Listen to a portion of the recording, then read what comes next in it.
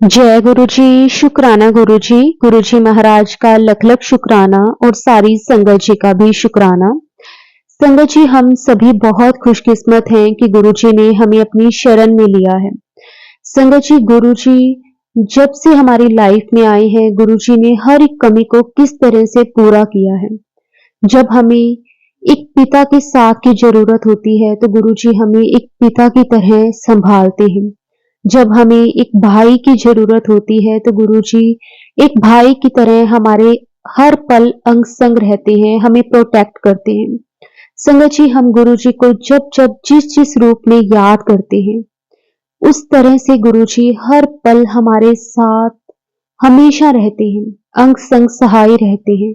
शुक्राना गुरुजी, आपका अनंतम शुक्राना।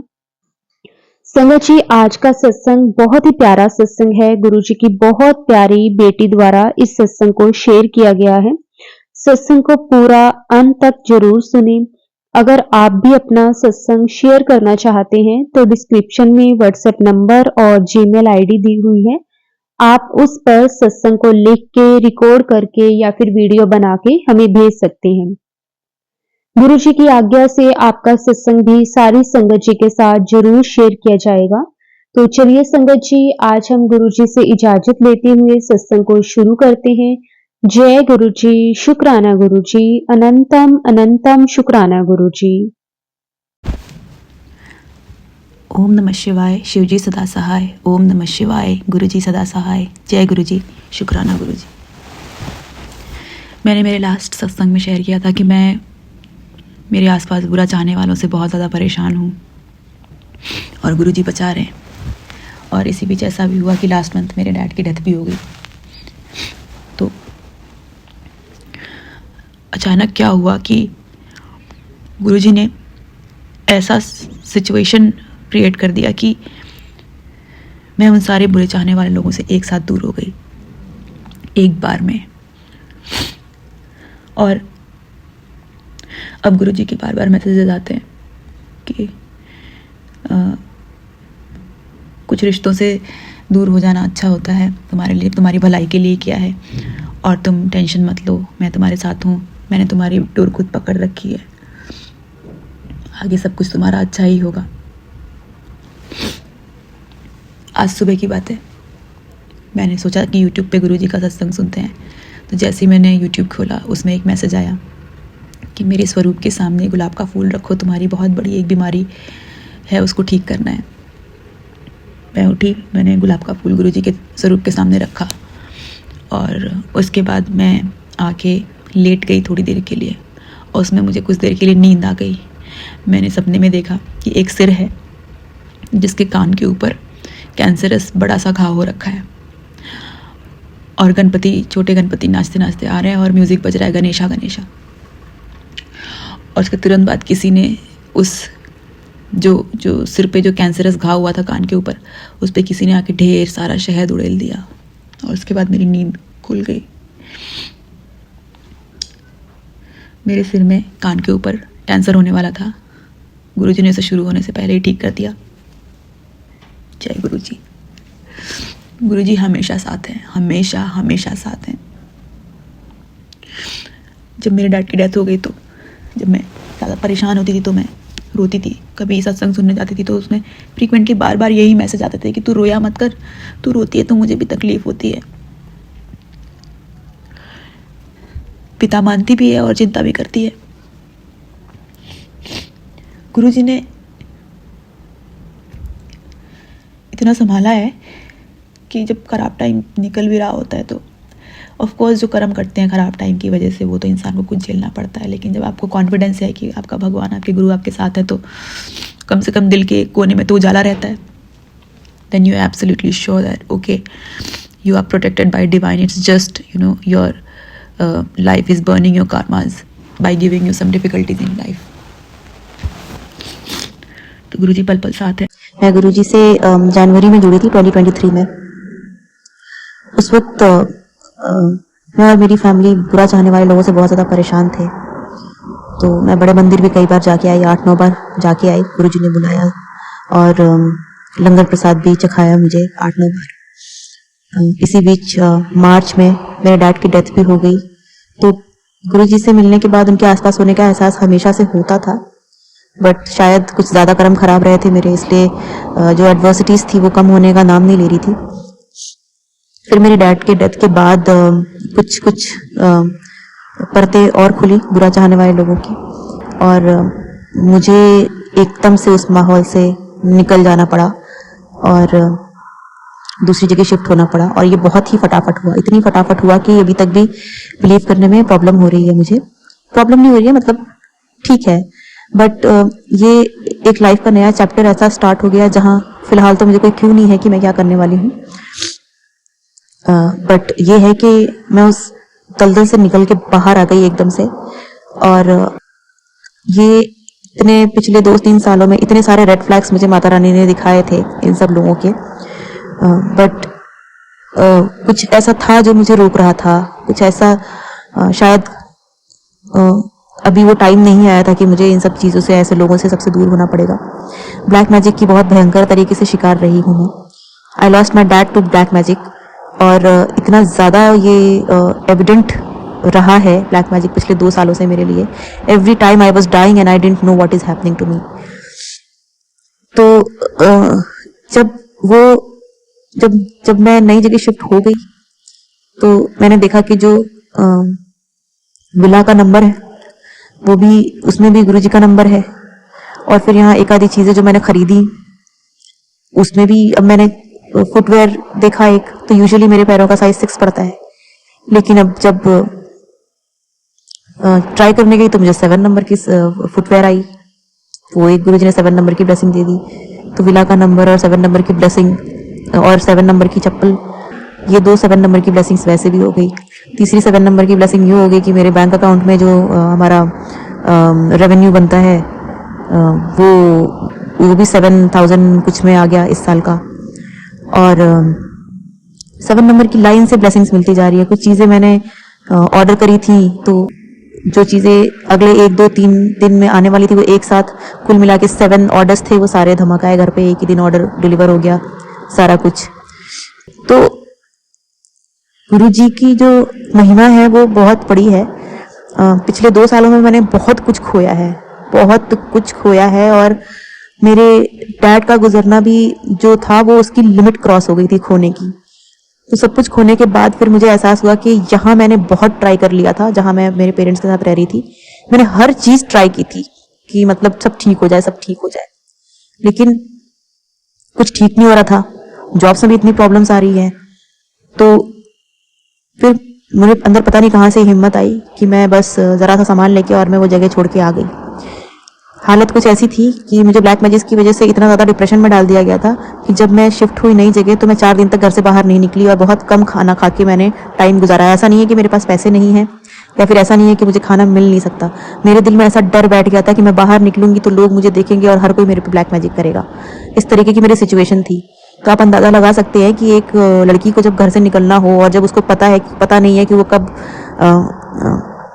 वापस अपने घर वालों से मिलेगी, क्योंकि मैंने यही सोचा है कि जब तक सब ठीक नहीं हो जाए तब तक मैं थोड़ा सा अकेले ही रहना पसंद करूंगी। और मतलब इतना ऐसा सिचुएशन है जिस सिचुएशन में लोग बहुत बेचारा फील करते हैं, लेकिन गुरुजी ने वो 4 दिन का जो मेरा डिप्रेशन था वो बहुत खतरनाक था। मैं किसी दोस्त को कॉल नहीं करती थी, मुझे ऐसा लगता था कि हर कोई मेरे पे ब्लैक मैजिक करेगा। मेरे मेरी दिमाग की हालत, मुझे साइकोलॉजिकली ऐसा बना दिया गया था ब्लैक मैजिक से कि मैं अंदर ही अंदर घुट के मर जाऊं। Every time I felt like killing my self. मुझे सुसाइडल थॉट्स आते थे। बट मैंने सोचा था कि अगर ये कुछ दिनों में ठीक नहीं हुआ तो मैं मेडिकल हेल्प लूंगी। लेकिन वही है कि गुरुजी ने सोमवती अमावस्या के दिन मुझसे बहुत ज़्यादा मेडिटेशन कराया, खूब मेडिटेशन कराया। और मुझे लगा कि उस दिन अमावस्या के दिन गुरुजी मेरे ही साथ ही उस विला में ही पूरे टाइम थे और मुझे देख रहे हैं आसपास से कि कहीं मेरा कोई कुछ बिगाड़ तो नहीं रहा है। मेरे ऊपर ब्लैक मैजिक के अटैक्स भी हुए, लेकिन वो ज़्यादा वो नहीं लाउड नहीं हो पाए। गुरुजी मेरे साथ थे और आसपास कोई सब बुरा चाहने वाले मेरे से दूर थे, तो सब ठीक हो गया।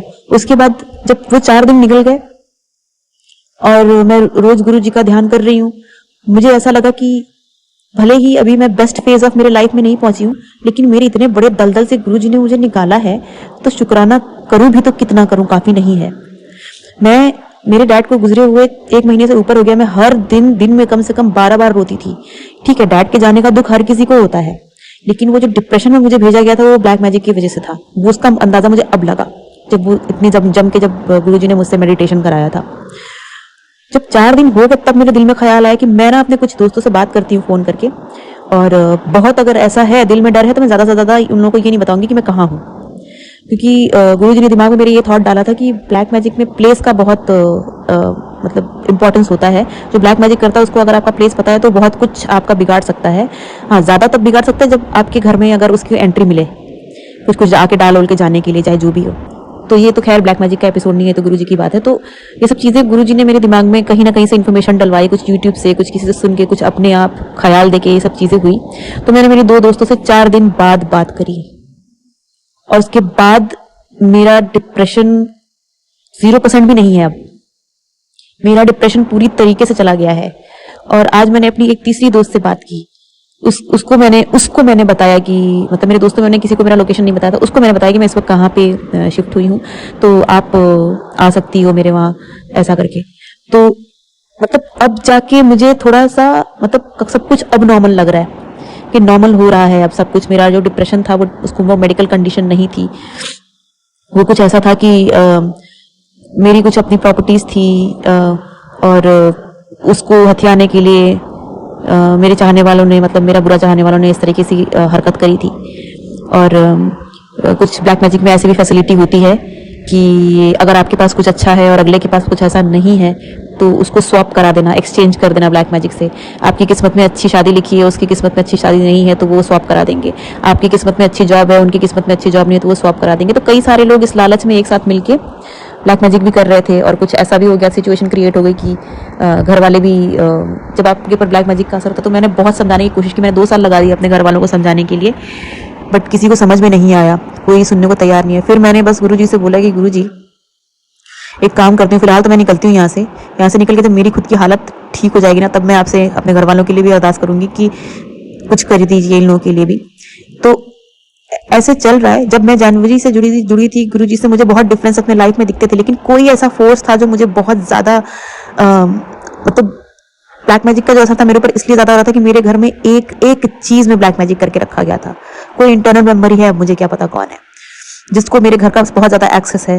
और जहाँ पे मेरा घर है वहां पर बहुत लोगों को हमारे घर का एक्सेस है, एक से एक रिश्तेदार भी आते हैं, जो भी है। तो उस घर में बहुत सारी चीजें थी, बस मेरे पर एक मारण क्रिया होती है जिसमें आपके ऊपर स्लो मारण की कुछ दिनों का कुछ टाइम देके आपके ऊपर मारण छोड़ देते हैं, कितने दिनों में ना इसकी मौत हो जाए। स्लो मारण भी छोड़ा गया, इमीडिएट मारण भी छोड़ा गया है कि कुछ मारण का प्रोसेस कर दो तुरंत मर जाएगी, कुछ ऐसा।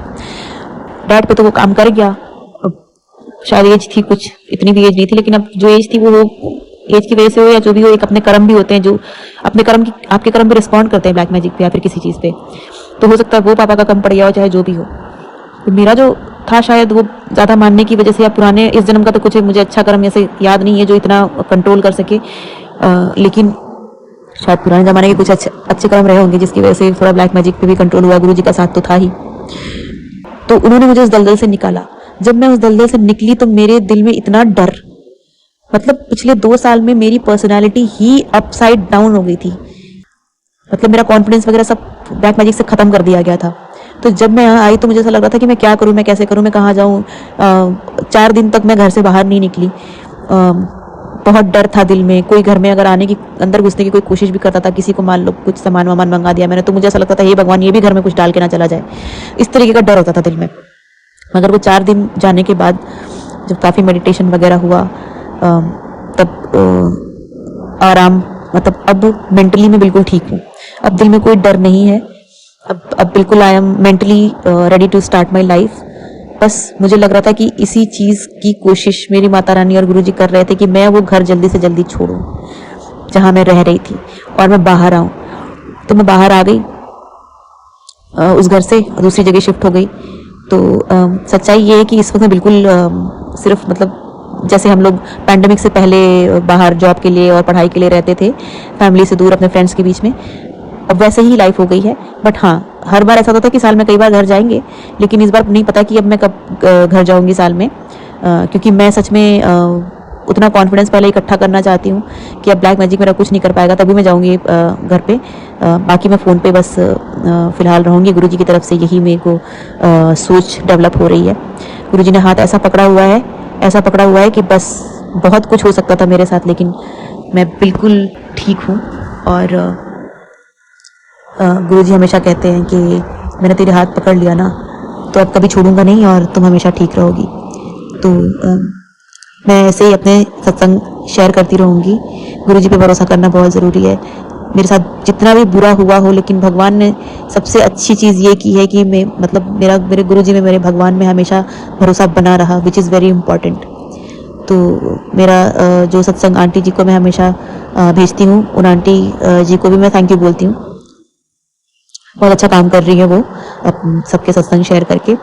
भगवान उनको भी बहुत ब्लेस करे, गुरुजी उनको बहुत ब्लेस करे। अब मैं अपना सत्संग क्लोज करती हूँ। जय गुरुजी, शुक्राना गुरुजी। ओम नमः शिवाय, शिवजी सदा सहाय। ओम नमः शिवाय, गुरुजी सदा सहाय।